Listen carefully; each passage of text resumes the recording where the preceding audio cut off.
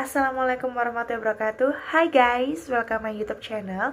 Kali ini di YouTube pertama aku akan menceritakan 5 kasus pembunuhan berantai paling sadis di Indonesia. Tapi sebelum kalian nyimak video aku, jangan lupa like, comment, dan subscribe biar aku tambah semangat bikin videonya. Oke?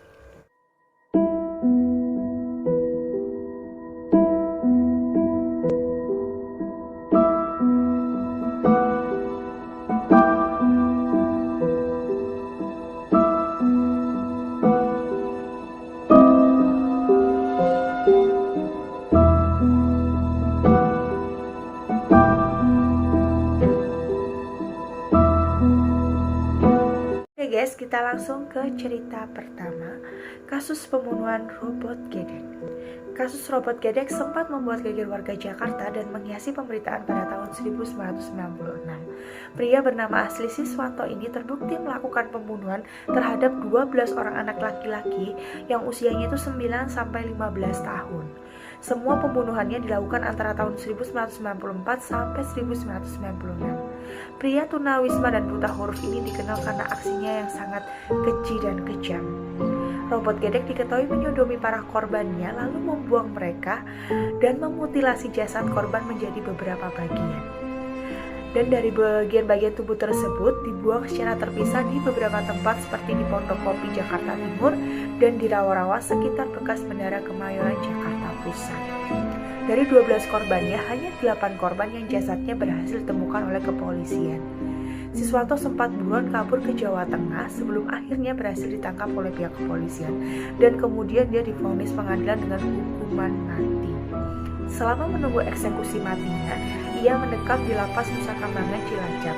Namun, belum sempat dieksekusi pada tanggal 26 Maret 2007, dia meninggal karena serangan jantung. Oke, next, lanjut ke cerita yang kedua, kasus Babe.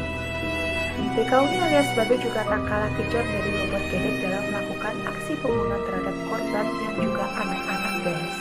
Babe juga merupakan penjual rokok di kawasan Terminal Pulau Gadung, Jakarta Timur, dan diketahui memelihara banyak anak-anak jalanan. Dia juga melakukan sodomi kepada anak-anak jalanan yang dipeliharanya tersebut. Dia bahkan tak segan membunuh jika anak-anak tersebut tidak mau melayani hasrat birahinya si Babe. Pembunuhan yang dilakukan Babe diperkirakan sudah terjadi sejak tahun 1998. Meski begitu, pembunuhan dengan cara memutilasi baru dilakukan pada tahun 2007.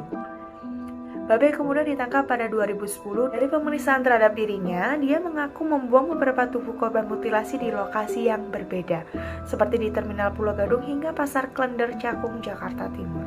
Babe mengaku ada 14 anak yang menjadi korban aksi kejinya tersebut. Namun, polisi menduga masih banyak korban lain yang belum terungkap, sebab setidaknya masih 50 anak jalanan lagi yang selama video tersebut tidak ditemukan keberadaannya guys. Atas perbuatannya, Babe dijatuhi hukuman mati oleh pengadilan. Selanjutnya yang ketiga itu adalah kasusnya Rian Jombang. Ferry Idam Henyansyah alias Rian merupakan pembunuh berantai yang menjadi headline pemberitaan nasional pada tahun 2008.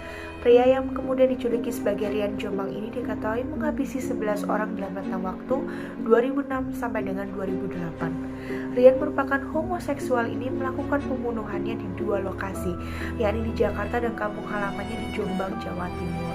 Sebagian besar motif pembunuhannya dilakukan Rian karena sakit hati dan alasan ekonomi. Salah satunya terhadap korban Heri Santoso. Rian mengaku cemburu karena Heri tertarik dengan novel kekasih Rian. Rian membunuh Heri dan menguras uang di ATM Heri dan kemudian digunakan Rian untuk foya-foya. Dan setelah kasus itu terungkap, barulah polisi menerima laporan warga yang merasa kehilangan anggota keluarganya yang dikenal dekat dengan Rian. Total ada 10 korban lagi yang dibunuh Rian di Jombang. 7 diantaranya ditemukan telah termutilasi dan kemudian Rian divonis hukuman mati dan bandingnya selalu ditolak guys. Kisah pembunuhan Rian ini kemudian diangkat ke dalam film dokumenter pada tanggal 17 Oktober 2010 di sebuah televisi yang dimiliki oleh Astro All Asia Network, Crime and Investigation Network. Film dokumenter ini berjudul Rian, The Smiling Serial Killer. Dan film dokumenter ini berisi wawancara Rian dan riwayat hidup serta aksi pembunuhannya yang sangat keji. Next, lanjut ke kasus yang keempat, udah kasusnya Nyonya Astini. Astini Sumyasi alias Nyonya Astini menjadi salah satu dari sekian banyak pelaku pembunuhan. Dan bedanya Astini ini terkenal karena pembunuhan berantai dengan cara memotong tubuhnya menjadi beberapa bagian pada tahun 1996. Kasus ini terungkap ketika warga kampung Wonorejo, Surabaya, Jawa Timur menemukan potongan tubuh dalam kantong plastik di Sungai Wonorejo. Dari identifikasi kepolisian, potongan tubuh itu milik dari Puji Astuti yang dibenarkan oleh pihak keluarganya. Penyelidikan berlanjut dan salah satu saksi mengaku terakhir kali melihat Puji sebelum hilang masuk rumah Astini di Kampung Malang. Polisi kemudian menangkap Astini dan melakukan pengusutan, dan dari hasil penyelidikannya diketahui Astini tak hanya membunuh Puji, tetapi dia juga melakukan hal serupa kepada Rahayu dan istri Astuti yang juga hilang dari Kampung Malang juga. Dari pengakuannya, Astini membunuh ketiganya dan memutilasi mereka karena kesal dengan kata-kata kasar yang dilontarkan mereka pada saat menagih hutang. Astini kemudian ditembak pada Maret tahun 2005, guys. Serem sekali ya, matinya dengan cara ditembak. Oke, next lanjut kita ke kasus yang terakhir, yaitu kasus Rio Martil. Rio sendiri sebelumnya memang pencuri spesialis mobil. Dia sempat dipenjara karena ulahnya tersebut.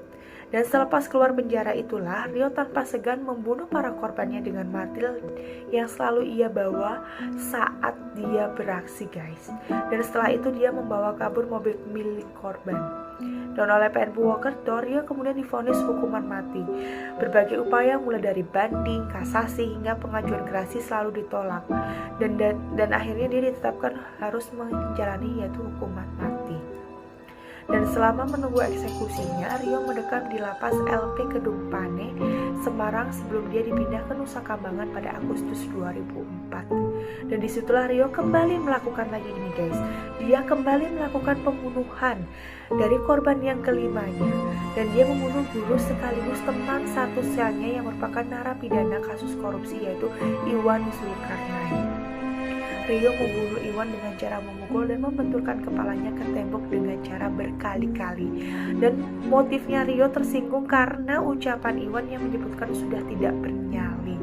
Rio kemudian dieksekusi mati pada 8 Agustus 2008 dan dini hari di Kartatengah, Cingongok, Banyumas. Guys, itulah cerita 5 kasus pembunuhan berantai dan mutilasi yang paling kejam di Indonesia. Jangan lupa like, comment, dan subscribe buat kalian biar aku tambah semangat bikin videonya. Dan jangan lupa lihat terus dan mengaktifkan notifikasinya biar kalian tahu video-video terbaru aku, oke? Thank you guys, bye!